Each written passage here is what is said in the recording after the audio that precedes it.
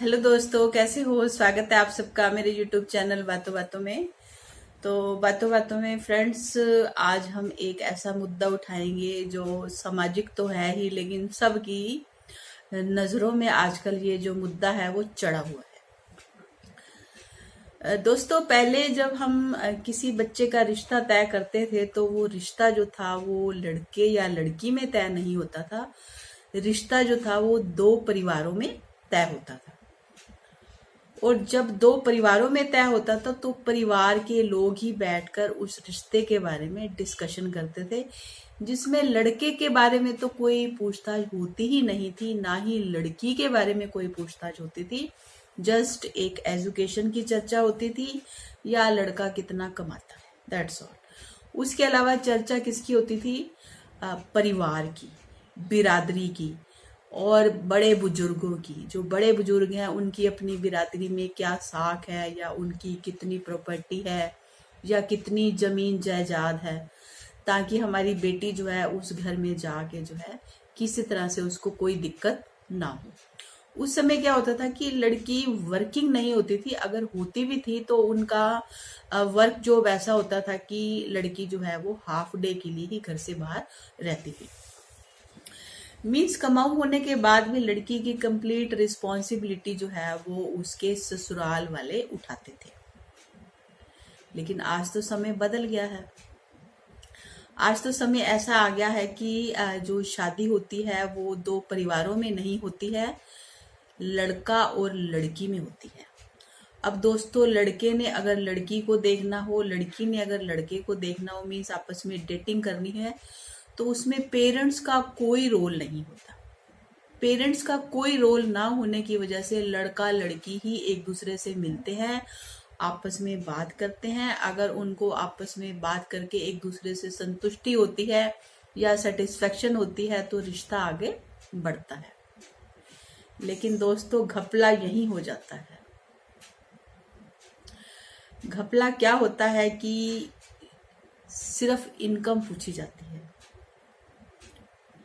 लड़का कितना कमाता है, लड़की कितनी कमाती है। पैकेज तो बहुत तगड़ा हो जाता है, लेकिन इसके अलावा जो है घर परिवार क्या है इसके बारे में कोई किसी के बारे में पूछताछ ही नहीं करता। और हमेशा यही डिमांड रहती है कि लड़की हो या लड़का हो अपना अलग रहे। तो दोस्तों, फिर भी अगर आप किसी से डेटिंग करने के लिए जा रहे हो तो कुछ बातों का तो ध्यान रखना ही चाहिए।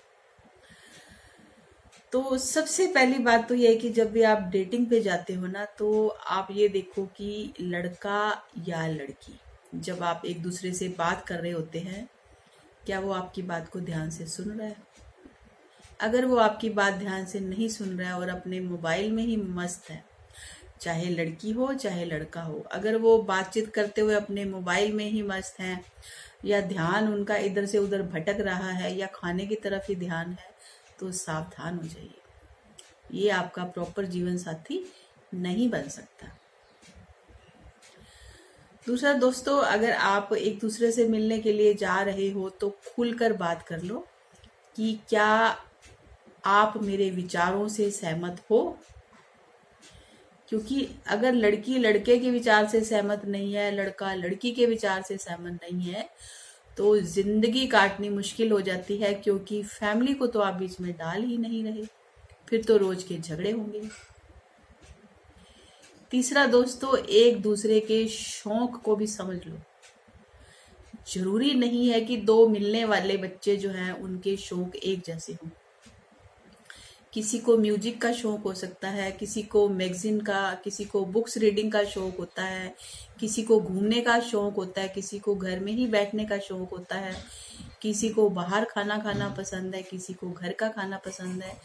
मीन्स दो ऑपोजिट पर्सनैलिटी के लोगों ने मिलकर एक होना है, तो एक दूसरे के शौक की भी कदर करनी पड़ेगी, तभी जिंदगी आसान होती है।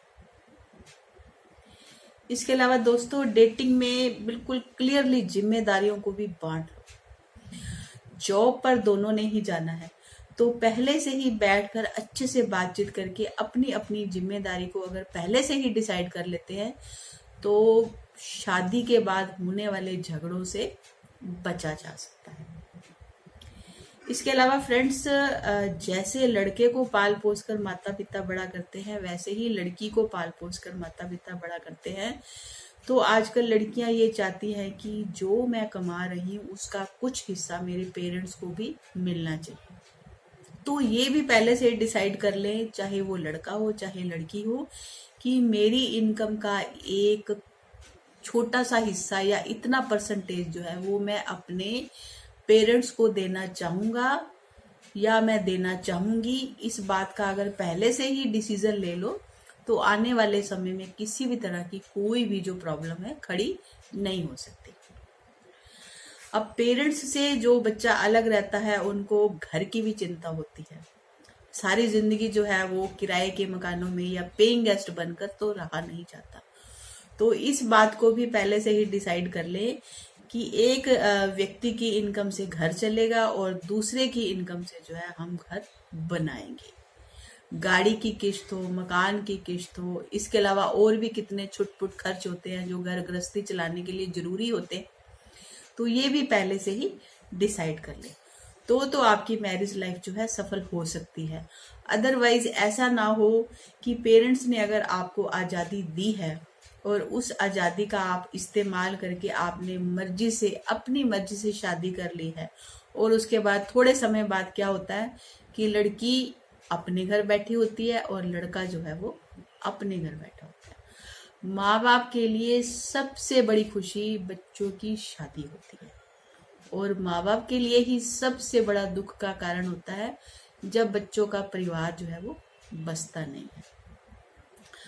अगर आपने अपने हाथ में जिम्मेदारी ले ही ली है तो उस जिम्मेदारी को अच्छे से निभाओ और परिवार में एक उदाहरण बनकर अपने आप को पेश करो। तो दोस्तों, ये सामाजिक मुद्दा जो है ये बहुत ज्यादा आजकल नेगेटिविटी के रूप में सामने आ रहा है। प्लीज इससे थोड़ा सा बचकर अपनी फैमिली लाइफ को जो है अच्छे से चलाएं, क्योंकि पैसे के साथ साथ फैमिली का होना भी बहुत जरूरी है। मिलते हैं नेक्स्ट वीडियो में फिर से ऐसे ही किसी नए टॉपिक के साथ। Bye bye.